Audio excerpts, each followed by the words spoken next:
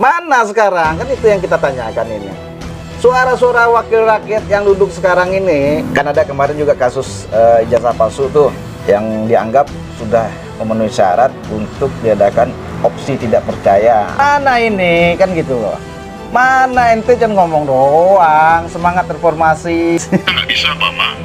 Bangsa ini kita biarkan begini terus. Iyalah. Kenapa bisa membangun infrastruktur sebagai prasyarat kita sebagai sebuah. Nggak ada. Yang kita harapkan ini jauh, bahkan lebih baik dulu zaman era Orde Baru zaman Soeharto ya. Insaf lah semuanya. Tadi Bu Mega ngajak orang polisi insaf. Semuanya suruh insaf, Bu.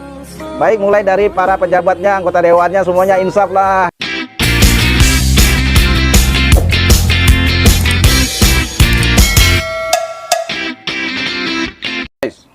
Gua biar jelek begini juga mantan aktivis 98 dulunya nih. Gua juga ikut aktif dulu, ikut demo menuntut reformasi, dan juga sempat ikut juga nginep tuh di kantor DPR dengan ribuan mahasiswa se-Jabodetabek waktu itu.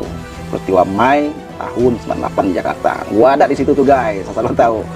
Biar tampang gua jelek begini, ada gua nimbrung waktu itu. Nah, ini menarik nih. Ada kemarin gua dengar nonton di acara ELC. Itu kembali dibahas, perlu nggak sih diadakan reformasi jilid 2 dengan kehidupan kita bernegara saat ini nih. Nah, ini menarik sekali nih. Ada dari Mas Sinton Pasaribu, salah satu aktivis juga 98. Beliau mengatakan, dia juga kader ya daripada PDIP. Ya bedanya, gua nggak menonjol dia orang ya, karena gua orang biasa aja sekarang dan dia seorang pejabat ya nggak. Nah, yang menarik bagi gua sekarang, beliau kan sebagai kader daripada partai penguasa saat ini. Komentarnya sih bagus di acara ini, cuman ya menggelitik lah. Sebelum gua komenin lebih lanjutnya, kita dengerin nih komennya ya. Gua lucu ketawa nih kayak Sri Mulat pokoknya lah. Reformasi jilid 2 itu keharusan. Harus. Iya, setuju. Sebagai sebuah keharusan, karena reformasi itu kan kita mau melakukan perubahan, perbaikan. Bahwa reformasi itu adalah bagian dari lanjutan amanat penderitaan rakyat itu, Bang Karni. Setuju gua. Kenapa saya katakan itu menjadi keharusan? Karena reformasi itu adalah sebagai sebuah kesaksian bahwa kita harus konsisten dengan agenda-agenda bangsa ini. Iyalah. Korupsi, kolusi, dan nepotisme. Apakah hari ini yang dulu kita kritik tentang korupsi itu ya, hilang atau berkurang? Kan tidak, ada bertambah, bahkan bertambah dan meluas. Kalau dulu sentrum korupsi itu ada di Cendana dan Kroninya, sekarang bahkan sampai ke desa-desa. Bagaimana kita Nah, lo paham itu. bisa mewujudkan reformasi dan demokrasi itu bisa melahirkan satu kesejahteraan kalau korupsinya berjalan terus gitu. Nah, iyalah, lo paham Demokrasi itu. dia harus mampu melahirkan kesejahteraan buat rakyat tadi. Bukan demokrasi untuk demokrasi, tapi demokrasi untuk kesejahteraan rakyat. Nah, Nah, kemudian mentalitas perilaku aparatur penegak hukum kita yang dengan mudah ya kalau dulu kita kritik ketika masa Orde Baru itu hukum itu hanya berlaku untuk rakyat, tidak berlaku untuk kalangan-kalangan elit gitu. lo paham. Ini kan harus menjadi concern kita, Bang Karni. Nah, konsen lah. Bagaimana kita mengingatkan kembali pentingnya agenda reformasi itu. Contoh umpama banyak pakar hukum tata negara menyampaikan, termasuk ketika kita di ILC bulan lalu, Bang Karni, di sini, pandangan Prof. Yusril umpama tentang bolong-bolong konstitusi kita. Tidak ada, dengan tidak adanya lagi lembaga tertinggi negara atau MPR ini itu guys, menarik. sebagai forum majelis permusyawaratan rakyat kalau terjadi kebuntuan dalam ketatanegaraan kita. Nah, ini kan penting gitu, Bang Karni, karena apapun bagi kita perubahan itu adalah sebuah keharusan. Ini menarik, perubahan harus keharusan. Tadi dia bilang ada kebuntuan ketatanegaraan, adanya peran anggota dewan sekarang DPR atau MPR tadi katanya kan. Nah, mana sekarang? Kan itu yang kita tanyakan ini. Suara-suara wakil rakyat yang duduk sekarang ini kan sudah melihat faktanya, keadaan sekarang ini bagaimana banyaknya kebuntuan daripada roda perjalanan, khususnya dari penguasa yang sekarang ini ya. Banyak hal lah, nggak perlu gua rinci satu-satu. Banyak sudah juga diperjuangkan oleh teman kita seperti siapa namanya, lupa saya ini. Kan ada kemarin juga kasus ijazah palsu tuh. Nah, itu kan presiden yang dianggap sudah memenuhi syarat untuk diadakan opsi tidak percaya, atau boleh dibilang melanggar daripada ketentuan ketatanegaraan lah. Yang disebutkan Bung Masinton tadi itu peran daripada MPR, ya kan, adanya opsi tidak percaya tadi atau implisit ya. Ya, gue bukan ahli hukum ya guys ya, gue rakyat biasa, cuman gue paham dikit-dikit. Nah, ini gimana ini kan gitu loh. Mana ente jangan ngomong doang, semangat reformasi yang kita perjuangkan sama-sama dulu Bung Masinton, ya kan, sama-sama lah.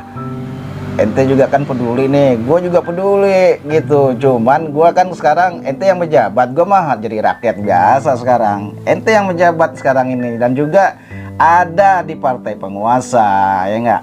Nah, mana peran ente dan juga teman-teman ente nih yang sama separtai.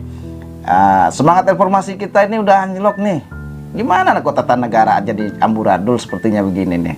Mana suaranya? Nah, oke, kita dengerin lagi lah. Apa lagi yang diomongin ini menggelitik guys. Nggak bisa Pak Ma, bangsa ini kita biarkan begini terus. Iyalah, Banyak hal yang bisa menjadi jangan biarin catatan begini kita terus. Lu paham itu? dalam 25 tahun reformasi ini Bang Karni.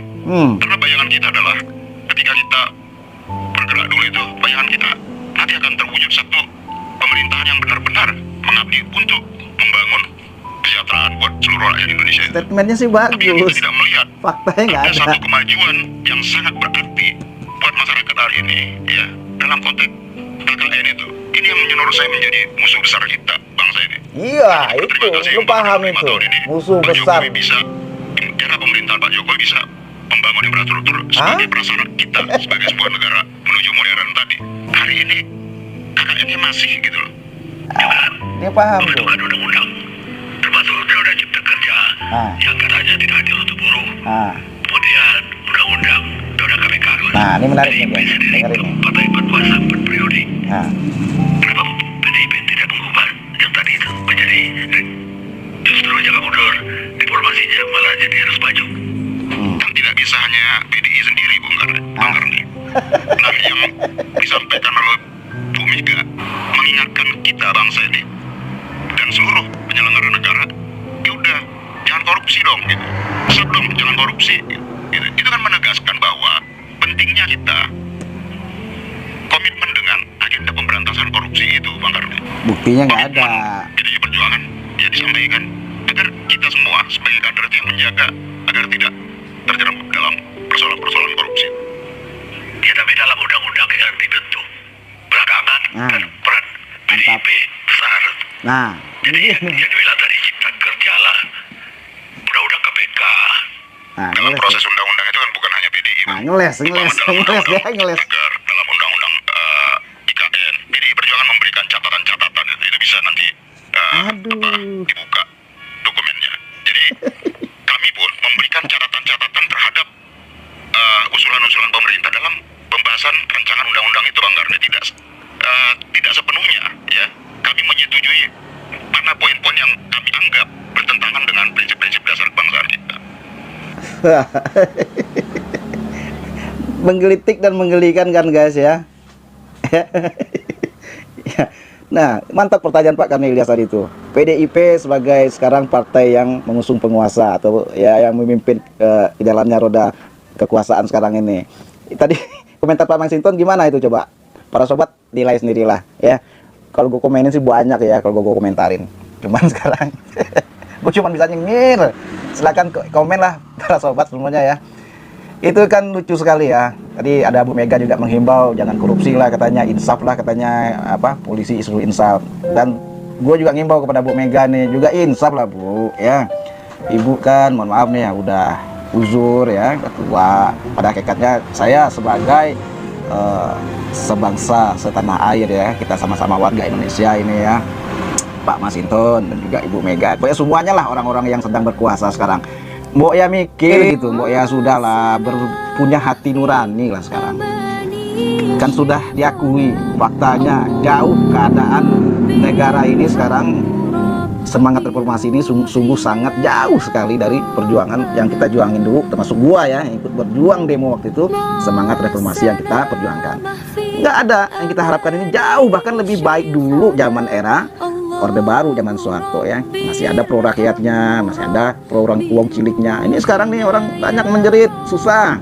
Nah, apalagi sekarang mental korup sekarang para pejabat-pejabatnya ya. Gua nggak usah sebutin ya, banyak lah ya koruptor sekarang ini. Apa sebabnya? Karena mereka ini mungkin nggak ada iman. Nah, ini salah satu yang harus dikonsenin ini para sobat. Kita orang yang punya agama, kita negara kita ini kan negara yang berketuhanan yang Maha Esa, ya kan? Punya agama yang diyakini, dan setiap agama itu pasti mengajarkan hal-hal yang baik tentunya, ya enggak? Termasuk daripada bagaimana hidup harus adil, harus jujur. Ya, banyaklah agama mengajarkan yang baik-baik. Nah, sekarang Indonesia ini kan sekarang mayoritas Muslim nih, orang Islam. Nah, ini kalau kita mau sedikit juga merenungi fakta kenyataan sekarang, bagaimana banyak orang yang Islamfobia, seolah Islam itu momok menakutkan. Ada juga ya macam-macam lah. Aduh, sangat miris. Yang gue takut ini guys, kalau udah begini nih maraknya kebatilan, kezaliman sekarang ini, Allah murka, banyak bencana ini nih nantinya negara kita. Ya kita nggak mengharapkan itu sih sebenarnya. Cuman kita khawatir kalau orang-orang baik diam, kalau kezaliman dibiarkan, ya tunggu aja lah, azab Allah itu sangat pedih. Dan saya sebagai warga negara Indonesia yang sangat mencintai bangsa ini, mencintai negara ini, hanya merasa khawatir dan sangat merintih ya kondisi kita, kehidupan bernegara sekarang yang tercabik-cabik ya macam-macam lah. Apa masalahnya sekarang ini, apalagi generasi muda sekarang ini juga, apalagi ini kurikulum yang ada di sekolah-sekolah juga, agama juga mulai di kegiatan pelajaran agama mulai dibatasin, kayak agama ya tanda kutip dimusuhin sekarang gitu, ajaran-ajaran agama, takutlah teroris lah dibilangnya. Aduh, naudzubillah min dzalik.